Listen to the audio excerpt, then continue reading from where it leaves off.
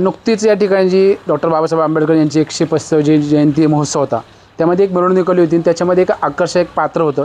त्या पात्रासोबत आता आपण आहोत. आपण त्याच्यावर थोडक्यात जाणून घेऊया. सर, जय भीम. जय भीम. आपण जे आता मिरवणूक निघाली होती त्याच्यामध्ये एक चांगलं पात्र निभावलं होतं. नक्की कोणतं पात्र होतं आणि काय सांगा त्याच्याबद्दल?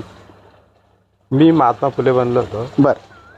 आमच्या मंडळाचे आदर्शस्तंभ सुहासभाऊ गरुड आणि सर्व कार्यकर्ते मला म्हटले की सुनील भाऊ तुला महात्मा फुले बनायचं आहे. बरं. तर पहिल्यांदा मला ते बरं वाटलं, कारण महात्मा फुलेंची भूमिका वेळी महात्मा फुलेंना डॉक्टर बाबासाहेब आंबेडकर हे गुरु मानायचे आणि एका गुरुची भूमिका आपण करायची. मी तुरंत हा म्हणलो आणि आता ते चांगला प्रतिसाद मिळाला त्या भूमिकेला. आणि ज्यावेळेस आम्ही गावातून ती मिरवणूक काढली, एक चांगला संदेश गेला गावाला. नक्कीच सर. आणि सर्व समाजाची लोकं आमचं स्वागत करत होती की मग तिथं मारवाडी असो किंवा मॉमेडियन असो किंवा मराठा समाज असो किंवा सर्व जाती धर्माची लोकांचे आमचं चांगल्या प्रकारे स्वागत केलं आणि आम्हाला ते खूप बरं वाटलं. अशा ह्या जयंतीला सुहासभावांच्या पुढाकारामुळं ह्या गावामध्ये एक इतिहास घडला.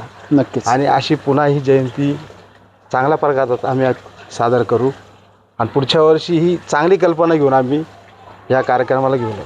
बरं, आता ही जी पात्र तुम्ही महात्मा ज्योतिराव फुलेंचं साकारलं, त्याच्यामध्ये तयारी करताना काय अडचणी आल्या किंवा कशी तयारी केली? कारण एवढं मोठं पात्र आपण साकारतो, साहजिक दडपण तर असणारच आहे. तयारी कशी केली? वेशभूषा कुठून आणली आणि कसे काय काय सांगाल? वेशभूषा आम्ही आणले आणि विनय दाभाडे आणि एक विनय दाभाडे यांनी आमचा मेकअप केला. बरं. आणि मेकअप केल्यानंतर ज्यावेळेस आम्ही पहिल्यांदा बाहेर पडलो त्यावेळेस मला कुणी ओळखला बी नाही. बरं. आणि खरोखर मला खूप आनंद वाटला आणि या भूमिकेचा. नक्कीच सर, धन्यवाद.